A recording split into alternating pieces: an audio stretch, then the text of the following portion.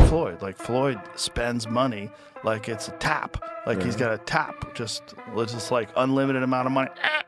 Money's just flowing. And even as much money as he's made in his career, which he's probably made as much, if not more money than any boxer ever. Like, there's all these lawsuits. Like, he hasn't been paying things, and he owes money on this and owes money on that. And it's like, and then he's got to come out of retirement. Yeah, that's tough. Yeah. He have it, but he really don't have that spark like how he was when like he was like in it. You know? He like him going back and like fighting and stuff like that. I think that shit fucked him up. Whatever could happen if the guy gets beat up by Manny Pacquiao, right? It creates a tough situation. I felt like that was the bigger story, but is Floyd broke? What a stupid question. Are you a stupid person? Of course he's broke. He's a boxer. Joe Rogan speaks with Gervonta Davis about a possible rematch between Floyd Mayweather Jr. and Manny Pacquiao, as Tank states that many fights today focus on making money rather than helping boxing evolve and improve. The industry world is just like, it's trash, bro. It's a whole bunch of... Joe Rogan highlights how Floyd Mayweather Jr. continues to train, stay quick, and remain highly disciplined after retirement, all while preserving his body in outstanding condition. In his body, and also that mindset of what he learned when he was incarcerated. Floyd Mayweather Jr. continues to stay competitive by avoiding harmful habits and sticking to strong discipline, helping him retain his quickness, stamina, and sharp reflexes despite being retired. It's everything. Discipline, knowing you're never going back to that. Don't buy anything stupid. Don't be dumb with your money. Don't be dumb with your body. Take care of yourself. Never get out of shape. Always keep your conditioning up. So when you go into camp, you're not struggling to get back in shape again. You're already in shape.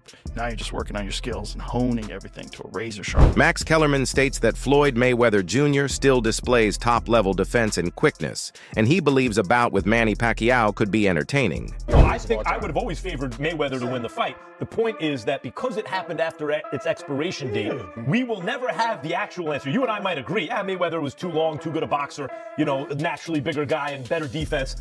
But we will never actually know the answer to that question because we never got to see it 5 years earlier. Now, Shady makes the point, Malik, that this is not like Crawford Canelo, and it's not. Right. But it's also not exactly like Jake Paul and Mike Tyson. It's nowhere near right? that stuff. So what is it? What are we, because Netflix doesn't seem to care if this is more of kind of a carnival or an exhibition, or if it's like the greatest, biggest fight in the world. What they're looking for are eyeballs, right? Where does this fall, Mayweather and Pacquiao, on the most legitimate Crawford-Canelo side of the spectrum, or the kind of sideshow Jake Paul, Mike Tyson? Gervonta Davis believes the suggested matchup between Floyd Mayweather Jr. and Manny Pacquiao is largely centered on generating revenue. You know, I mean, he need the money. I'm telling you. Does he have a chance to win though? Top Rank ain't playing like that, and they ain't playing no like that. So you don't see, they ain't playing. Chael Sonnen says the criticism isn't needed since everyone earns a living through their work, and Floyd Mayweather Jr. continues to fight because boxing is still his profession. Why do you get up every day and go to work? Why are you going to your job next week? Why will you be at your job the week after that? Because you need the money. What's wrong with that? And why are we attempting to tease Floyd? Is Floyd? Yes, he's broke. Of course he's broke. He's a boxer. Did they say he can't read? That's not to tease him. They say that he can't read. His best friend at the time said that he can't read, and he never denied it. I don't tease him for it. He was a guy who grew up in a boxing town, right? It's one of these things. You know what you know. You know what you were taught. You didn't teach him about contracts. I didn't teach him about saving. I didn't teach him about investments. Who would have taught him these things? Of course he's broke. He's a gambling addict. He's got baby mamas all over the... What do you mean is he broke? Meanwhile, Manny Pacquiao explains that a win would motivate the next generation and show young fighters entering professional boxing today the value of determination, discipline, and ambition. It's a very good inspiration for the young kids. Not only to all the boxers, but also to the people who have dreamed. Even though I'm 46, if you're still dreaming in your life, you can make it. Few things resonate more deeply than watching someone defy the odds and triumph. For many fans, and especially for Filipinos, Manny Pacquiao embodies hope, pride, and the possibility of rising above it all. In the discussion, he emphasizes that a rematch wouldn't tarnish either fighter's legacy. Both men have already secured their spots in boxing history with decades of elite performances and historic triumphs. He also notes that he decisively won the first fight and still looks exceptionally fit compared to most retired boxers. Therefore, a second matchup would be more of a spectacle than a defining milestone in their careers. But if Pacquiao were to beat Floyd in this exhibition or fight or whatever they're going to call it, do you think it shouldn't? But do you think that affects either one of their legacies? Not at all. No, that's we talking about grandpa. Not we talking about grandfathers fighting each other. That's what we're talking about. It's not. It's not. on, man. Wait. I said, it's the zero line. Little bit. No. I'm not saying it's a transformative thing. But to say it doesn't affect it at all is probably not right, and I'll tell you why. Because if Pacquiao should win, for example, there will be those who say, well, when Mayweather beat him the first time, they were both past their primes. Certainly Pacquiao, who had been destroyed by Marquez, right, knocked out, was not the world-beating terror. Yeah, and the rotator cuff, but he was a world-beating terror 5 years before that when he was run. At the same time, it recognizes that public opinion might shift slightly based on the result. If he were defeated, some fans could revisit the first fight and question whether the timing was right. Critics might argue that both fighters had already passed their prime during their initial clash. Others may recall his previous heavy knockout loss, which some believe affected his momentum heading into the bout. Nevertheless, it underscores that both champions' places in boxing history are already secured. Their achievements across multiple divisions cannot be erased by a late career exhibition. Even if the outcome surprises people, their legendary status in the sport remains intact. So Cotto and Hatton and beating them worse than Floyd was beating them, right? That's when we wanted to see the fight happens 5 years later. So people will point to that and say, and then when they were much older than that, but the first fight wasn't like they both was in their prime. Yeah, and neither was it lopsided. It wasn't lopsided. Floyd Mayweather won decisively, but he'll even tell you that was one of his trickiest fights. That's the only reason why I think it shouldn't be a second fight, because to me, Floyd handled him so easy. But think about what I know Pacquiao said otherwise. Yeah, but what I'm saying is, if Pacquiao wins a rematch, because I agree, it's like with an asterisk, but if he does that, it will affect people's thinking a little bit. Hearns and Sugar Ray Leonard, it's not nearly the same. They were in their 30s, not their 80s or whatever these guys are in now, but Hearns got Leonard in the rematch, even though it was called a draw, and people look at Hearns a little differently vis-a-vis Sugar Ray Leonard than they did before that fight. But that was more competitive, I would say. Floyd has During his commentary, Luke Thomas notes that today's entertainment platforms constantly deliver large volumes of content to keep viewers engaged. He explains that this non-stop flow can sometimes make events feel less special and a bit monotonous. Luke Thomas believes many fans are increasingly drawn to nostalgia because past eras of sports and entertainment seemed more vivid and memorable. While he admits this perspective is mostly personal rather than backed by concrete data, he still argues that modern life tends to make the past feel more exciting and appealing. Regarding a potential rematch between Floyd Mayweather Jr. and Manny Pacquiao, Luke Thomas points out that the primary driver is often the business side. He explains that companies like Netflix are eager to enter live sports because both Mayweather and Pacquiao still have global recognition, and pairing them in a single event could draw huge audiences even years after their peak. Once everything feels a little dull, I don't know, but there just appears to be a great need among the broader public for nostalgia and for a different time, because that time felt more alive and colorful. I don't have hard data to support this. This is very much an anecdotal observation, but I do think it is true. There is something off generally about modern life that is making the past more palatable than the present. But reason number 3 is the one I actually really want to focus in on. I asked earlier, why is this fight being made? And the answer is, on some level, relatively obvious. As I mentioned, they're broke, blah, blah, blah.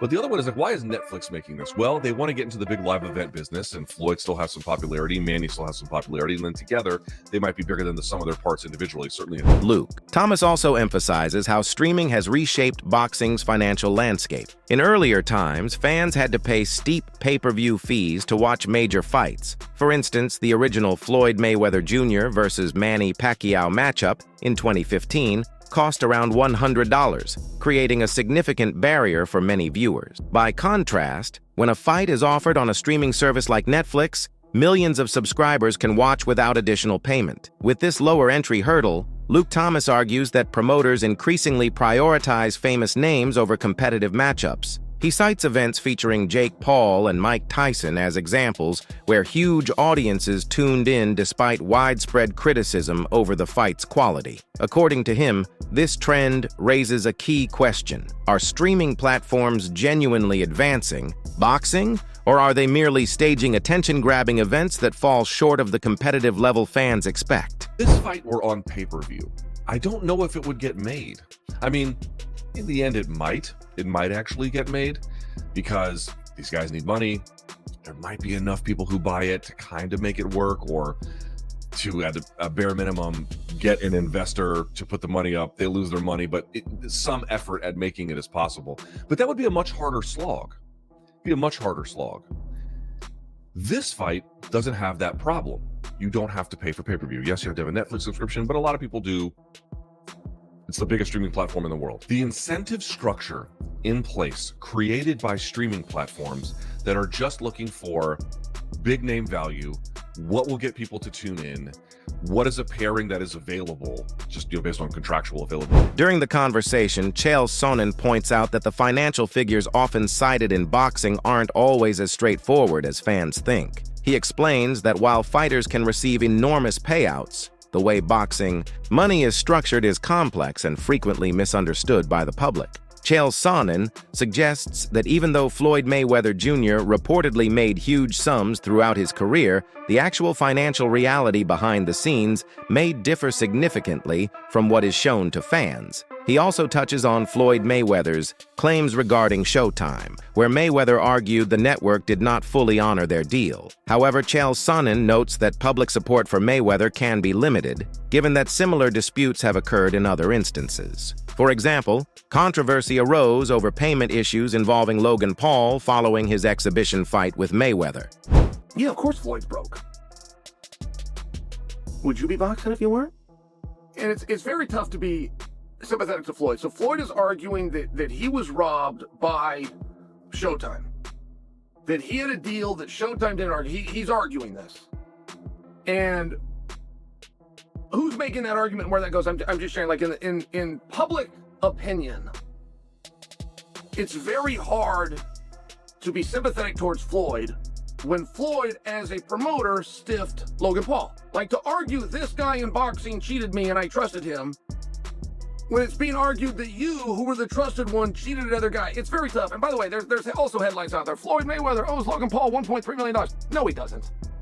Just to clear that up, no. Chael Sonnen explains that the situation is often misinterpreted. He clarifies that the reported debt was tied to a promotional company rather than Floyd Mayweather Jr. personally. In boxing, promotional companies operate as separate businesses, and financial responsibilities usually fall on the company instead of the fighter. Because of this setup, Chael Sonnen argues that boxing's financial landscape is extremely complex, even for seasoned observers. He also points out issues with multiple fight announcements. For example, if a promoter schedules a fight, such as one involving Mike Tyson, publicly announcing another bout beforehand can disrupt the business arrangement. Chael Sonnen notes that when Floyd Mayweather Jr. later announced a fight with Manny Pacquiao, it complicated other potential matchups. Ultimately, he believes this situation illustrates just how intricate and unpredictable the boxing industry can be. Contracts, promotions, and scheduling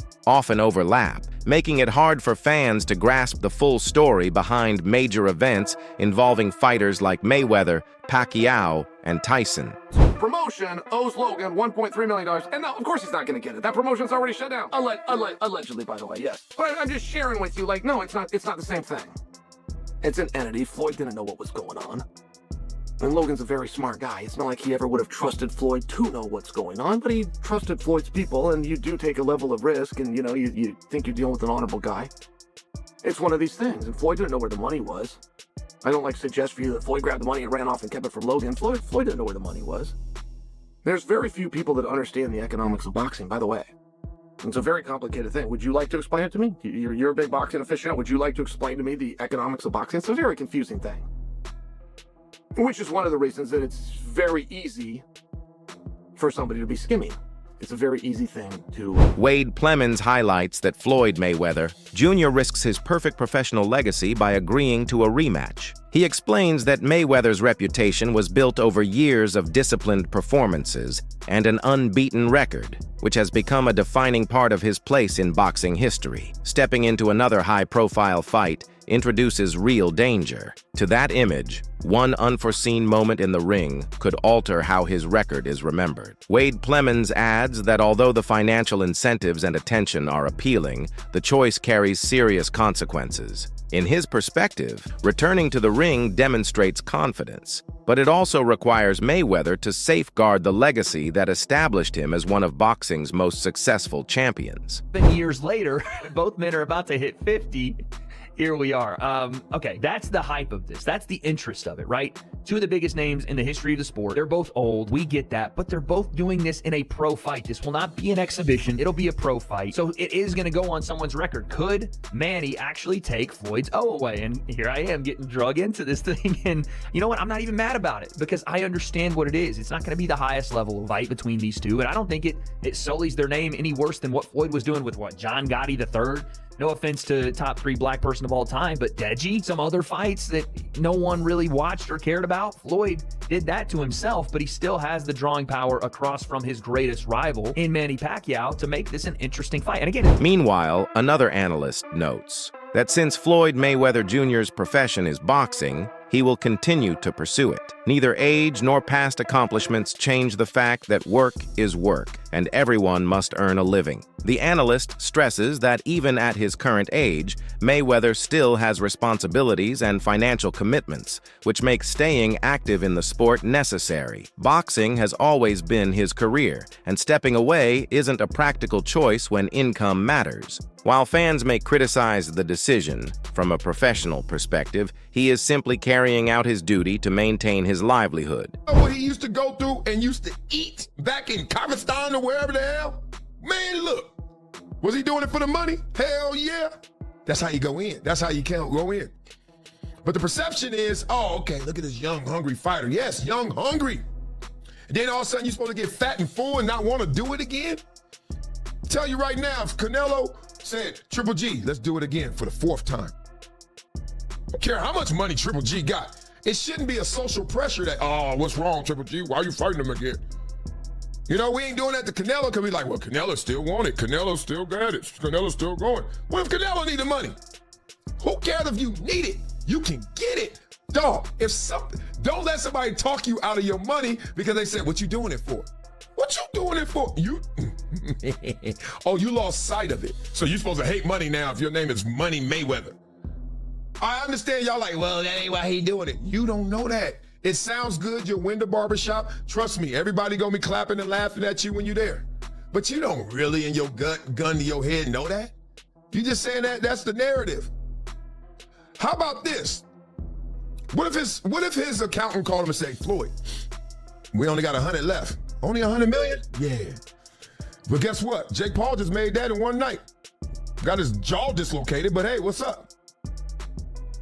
I got a call from my boy, CEO of Netflix. He said, is Floyd still training? That's how they do it. You never. What do you think about Mayweather stepping back into the ring? Could he protect his perfect legacy? Or is this a high-risk move for fame and fortune? Drop your thoughts in the comments below and let us know if you'd tune in for this epic showdown.